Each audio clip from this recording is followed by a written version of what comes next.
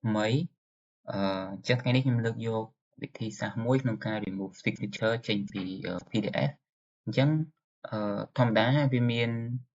វិធីច្រើនដើម្បី remove signature នេះចេញពី PDF របស់យើងហើយអ្នកខ្លះនៅពេលដែល remove គឺវិធីទី1អាចអត់ចេញទេប៉ុន្តែយើងអាចមានវិធីទី2ផ្សេងទៀតដើម្បីធ្វើការ remove ចេញអញ្ចឹងដើម្បី remove យើងមាន2 step អញ្ចឹង step ទី1ឥឡូវទីហោថាខ្ញុំបើក PDF ខ្ញុំម្នាក់ហើយតមកនេះsignature នេះយើងចង់ដូរអ្នកនរគ្នាហើយយើងដូរនៅពេលអ្នកនរគ្នាចុចទៅគឺវាឲ្យយើងដូរហើយបើសិនមកយើងចុចលុបនេះក៏វាឲ្យលុបដែរឧទាហរណ៍ប៉ុន្តែវិធីទី1នេះបើសិនខ្ញុំចុចលុបបានអូខេអញ្ចឹងពេលខ្ញុំចុចលុបទៅគឺកន្លែងហ្នឹងគឺបាត់ទេអូខេអញ្ចឹងពេលកន្លែងហ្នឹងបាត់យើងអាច add signature ថ្មីដែលយើងបាន design ហើយមកវិញបានឥឡូវឧទាហរណ៍ថាខ្ញុំចង់ add signature ថ្មីដែលខ្ញុំចង់ដាក់មកអញ្ចឹងអ្នកនេះក៏ចុចបូនទៅតមកកន្លែងនេះមាន option ច្រើនអ្នកនេះអាចធ្វើការវាយឈ្មោះក៏បានអ្នកនេះអាចធ្វើការសញ្ញា direct ហ្មងក៏បានឃើញទេអ្នកនេះឬក៏មួយទៀតអ្នកនេះអាចធ្វើការ select image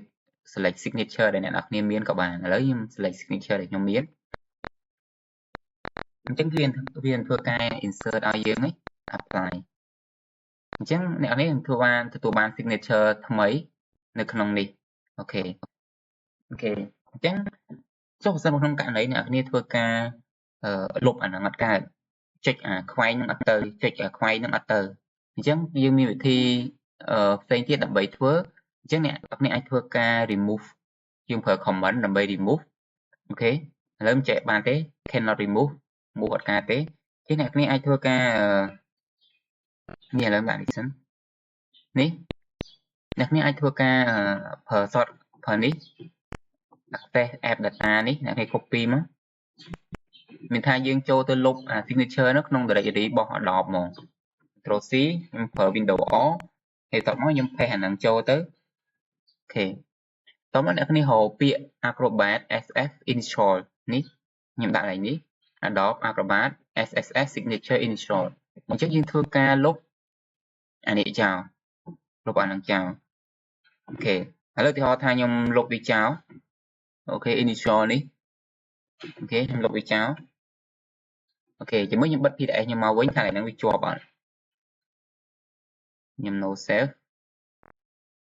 អូខេខ្ញុំបិទអាហ្នឹងចោលបិទចោលតោះមកទៅបើក PDF ខ្ញុំម្ដងទៀតអញ្ចឹងខ្ញុំចូល e-signature នេះឃើញទេអញ្ចឹងកន្លែង add signature នេះយើងអាចដាក់ signature ថ្មីយើងបានហើយបន្ទាប់ពីយើង remove